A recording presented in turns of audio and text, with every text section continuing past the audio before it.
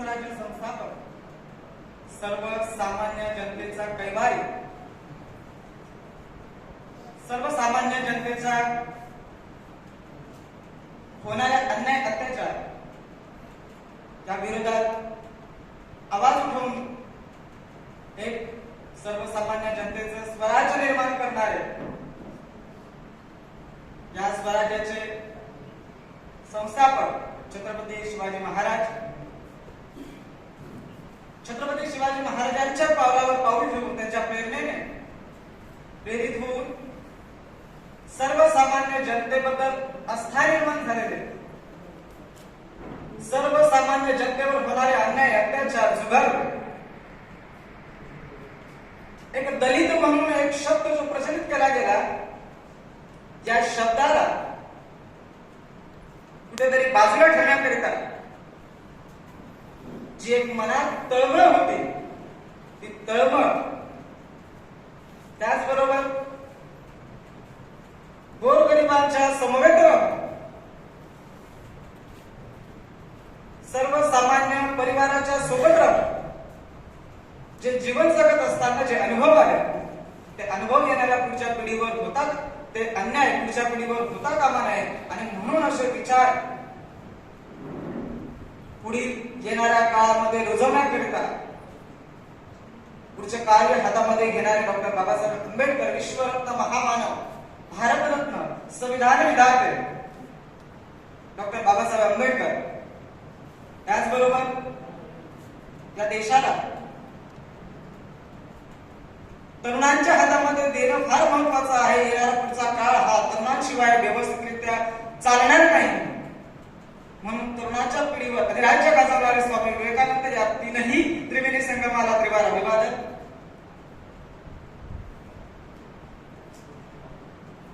त्याचबरोबर या देशाला, या राज्याला समानतेची शिकवण देणारे सर्व थोर पुरुष, राष्ट्रसंत, महान नेते, या सर्वांना त्रिवार अभिवादन. आजच्या या कार्यक्रमानिमित्त सन्माननीय व्यासपीठावर उपस्थित असलेले सर्व मान्यवर, प्रतिष्ठित व्यक्ती, गाढ अभ्यासक, त्याचबरोबर सर्व समाजातील उपस्थित समुदाय, मुळात विषय नाव ऐकलं तर सर्वसाधारण वाटतं. एक विहिरीत वाक्य जर आपण बघितलं, जागर शिवरायांच्या विचारांचा, वसा संविधान रक्षणाचा, आज ही गरज का लागली हा मोठा प्रश्न. ज्या संविधानावर आपण जगतोय, ज्या संविधानावर आपलं पूर्ण आयुष्य आपण काढतोय, जरी मनुष्य म्हणून जरी जन्माला आलो तरी सुद्धा आपल्याला कुठला अधिकार राहत नाही. आणि तो अधिकार ज्या संविधानाने दिलाय, आज त्या संविधानाचं रक्षण करण्याची वेळ आपल्यावर यावी हा मोठा प्रश्न आहे. का आम्हाला हा मुद्दा घ्यावा लागतो? का आम्हाला जनतेसमोर हे विषय मांडावे लागतात की ज्याच्यावर आमचं पूर्ण आयुष्य चालतं, ज्याच्यावर आमचं पूर्ण जीवन चालतं, ज्याच्यावर आम्ही ज्या पदावर, ज्या पदाचा उपभोग घेतोय, कोणताही क्षेत्र असू दे, त्या प्रत्येक क्षेत्रामध्ये जो आम्हाला कायदा दिलेला आहे, जी आम्हाला राज्यघटना दिली आहे, जी आम्हाला संविधान दिलेलं आहे, त्या संविधानाचं रक्षण करण्याची वेळ आमच्यावर यावी हा मोठा प्रश्न. हा प्रश्न आपल्याला पडत नाही कधी. का पडत नाही? कारण आमच्या मनावर हा विचारांचा पगडा तयार झालेला आहे की जो काही आमच्यावर अन्याय अत्याचार होतो तो आम्ही मुकाट्याने सहन करतो. आमच्यावर अन्याय अत्याचार होतो, होऊ द्या, काही हरकत नाही, होऊ द्या, काही हरकत नाही. परंतु ज्या वेळेमध्ये तो अन्याय अत्याचार शेवटच्या क्षणाला येतो, त्यावेळेस आमच्यावर आमची जाग येते आणि मग आम्हाला कुठेतरी वाटतं आमच्यावर अन्याय झाला. परंतु ज्या वेळेमध्ये आमच्यावर अन्याय होत होता त्यावेळेस आम्हाला जाग आली नाही. तर त्यावेळेस आम्ही बाबासाहेबांना कधी आठवलं नाही, कधी संविधानाला आठवलं नाही, कधी संविधानाचा विचार केला नाही, कधी शिवरायांचा विचार केला नाही. परंतु त्यावेळेमध्ये जेव्हा आठवण होते त्यावेळेस आपल्याकडे परिस्थिती अशी भयानक निर्माण झालेली असते की आमच्या समोर रस्ता राहिलेला नसतो. मग आम्ही करावं का? मग सध्या परिस्थितीमध्ये आम्ही एखाद्या व्यक्तीकडे जातो, एखाद्या समाजसेवकाकडे जातो, एखाद्या राजकीय व्यक्तीकडे जातो. जर आमच्याकडे पर्यायच राहिलेला नाही तर ती व्यक्ती सुद्धा काय करणार? कारण ती व्यक्ती जरी आपल्याला मदत करायला आली तरी ती त्या चौकटीच्या माध्यमातूनच आपल्याला मदत करणार, म्हणजेच त्या ठिकाणी सुद्धा संविधानच येतो. या संविधानाचा विचार आम्ही कधी करायला पाहिजे? आम्ही नेहमी प्रत्येक ज्या ठिकाणी आम्ही ज्या वेळेमध्ये व्याख्यानाला जातोय त्या ठिकाणी ही खंत व्यक्त करत असतो सर. ती म्हणजे कुठलाच तरुण वर्ग संविधानाचा अभ्यास करायचा विचार करत नाही. कुठल्याच तरुण वर्गाला सांगितलं जात नाही की माझ्या हातामध्ये संविधान द्यावं, मी या संविधानाचा अभ्यास करावा, मी संविधानाचं वाचन करावं, या संविधानामधून मी प्रेरणा घ्यावी. कधी कुठं ऐकलं दिसत का केलं जात नाही? ही मोठी खंत आहे. आज कुठल्याही व्याख्यानात असतोय तरुण वर्ग असतो, परंतु संविधानाच्या व्याख्यानाला कधी येत नाही. आज एखाद्या वेगळ्या क्षेत्रातला काय जर असत्या ते व्यासपीठ तयार केलं जातं, लाखोंच्या नाही करोडोंच्या संख्येने तिथे उपस्थिती होते. काही महिन्यांपूर्वी अशा घटना सुद्धा बघायला मिळाल्या, अजून सुद्धा होत आहे, ज्या ठिकाणी पैसे देऊन नाचगाणं केलं जातं, लाखोंची तिथे उपस्थिती होते, चेंगराचेंगरी होते. आज त्या ठिकाणी गर्दी जमते आणि शासन सुद्धा त्याला परवानगी देते की जे आमच्या अहिताचं आहे, ज्याच्यानं आमचं कधीच हित होणार नाही, परंतु ज्या हितानं, ज्या संविधानानं आमचं पूर्ण आयुष्य चालतं. संविधानाची आठवण कधी होते? ज्या वेळेमध्ये जसं आता आपण काही 1-2 वर्षांपूर्वी बघितलं, त्या एसटी कर्मचाऱ्यांवर अन्याय अत्याचार झालं, त्या वेळेमध्ये त्यांना आठवण आली आमचे अधिकार, आमचे हक्क आमचे कुठेतरी दाबले जातात. त्यावेळेस त्यांना बाबासाहेबांची आठवण झाली की बाबासाहेबांनी त्या वेळेमध्ये सांगितलेलं. मग एवढ्या दिवस का झाले नाही हा मोठा प्रश्न. ही आठवण कधी निर्माण होईल? संविधानाबद्दल प्रेम कधी निर्माण होईल? आम्ही इतर पुस्तकं वाचतो, भरपूर लेखकांची, भरपूर वाचकांची पुस्तकं वाचली, परंतु आमच्या मुलांना आम्ही कधी संविधान वाचायला दिलं का? आम्ही आमच्या प्रत्येक धर्मामध्ये प्रत्येक धर्माचा ग्रंथ आम्ही अभ्यास करायला दिला, पण कधी संविधान दिलं का? स्वतःहून आपल्या घरामध्ये कधी आम्ही संविधान वाचलं का? आम्ही नाही वाचलं. आमच्या येणाऱ्या पुढच्या पिढीला जो काही अन्याय अत्याचार सहन करावा लागेल त्याकरिता, आवाज उठवण्याकरिता किंवा त्या अन्यायाला वाचा फोडण्याकरिता आमच्या मुलांना, आमच्या येणाऱ्या पुढच्या पिढीला त्या अन्यायामधून कसं बाहेर करता येईल याचा कधी विचार केला का? बरेचसे प्रश्न आहेत, परंतु त्या प्रश्नाला आपण कधी वाचा फोडायला बघत नाही. म्हणजेच काय?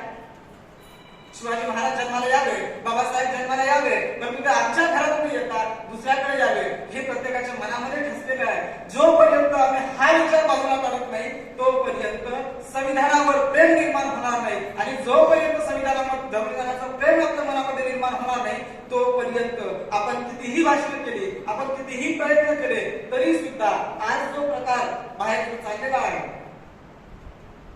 तो थांबणार नाही. आपण कितीही सोशल मीडियाच्या माध्यमातून गप्पा केल्या, कितीही प्रश्न उपस्थित केले तरी त्या प्रश्नाला कधीही उत्तर मिळणार नाही, कारण ती पळवाट.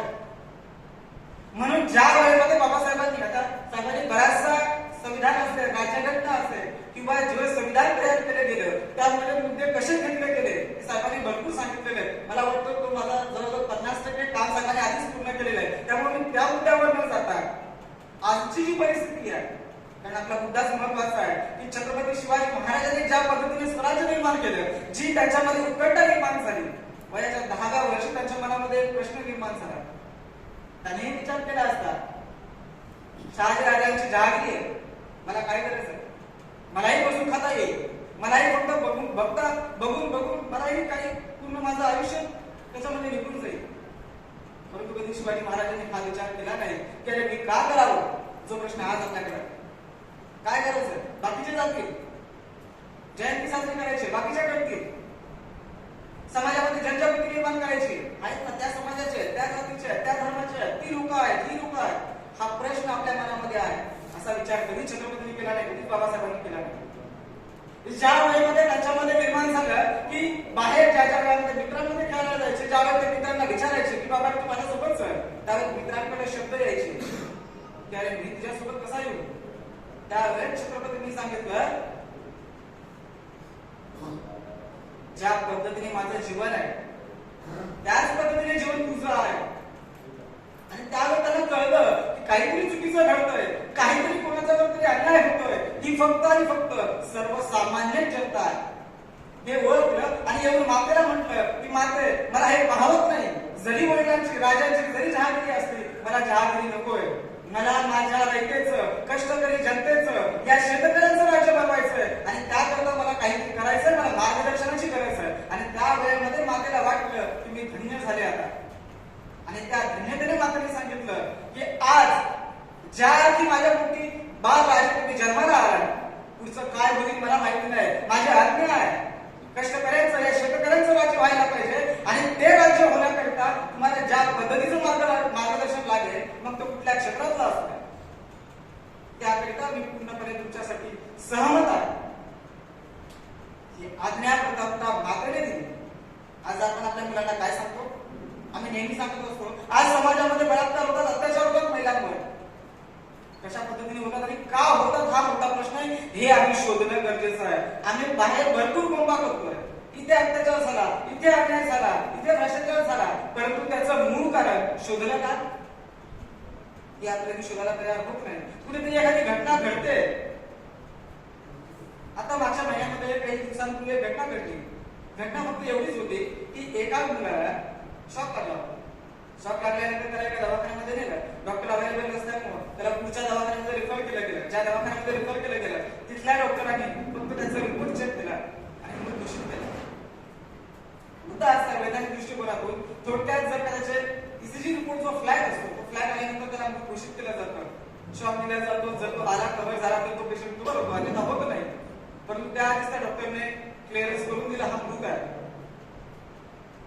2.5 तासानंतर घरी गेल्याच्या नंतर सगळीकडे वार्ता पसरली मुलगा मृत झालाय. 2.5 तासाच्या नंतर त्याचे पल्स चालू झाले.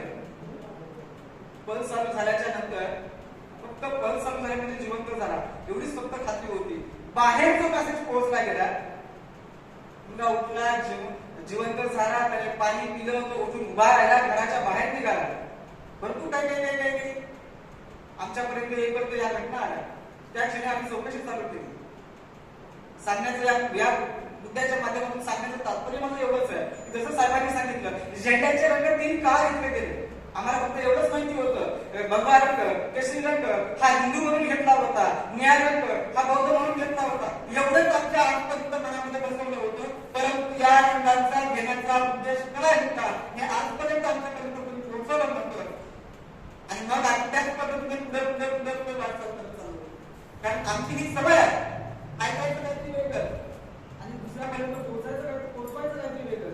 ही आमच्या आजपर्यंत एक चुकीच्या पद्धतीची जी आमची विकृती तयार झाली आहे मनामध्ये, ही विकृती जोपर्यंत आमची निघत नाही तोपर्यंत कधीच आम्ही बाबासाहेबांना ओळखू शकत नाही.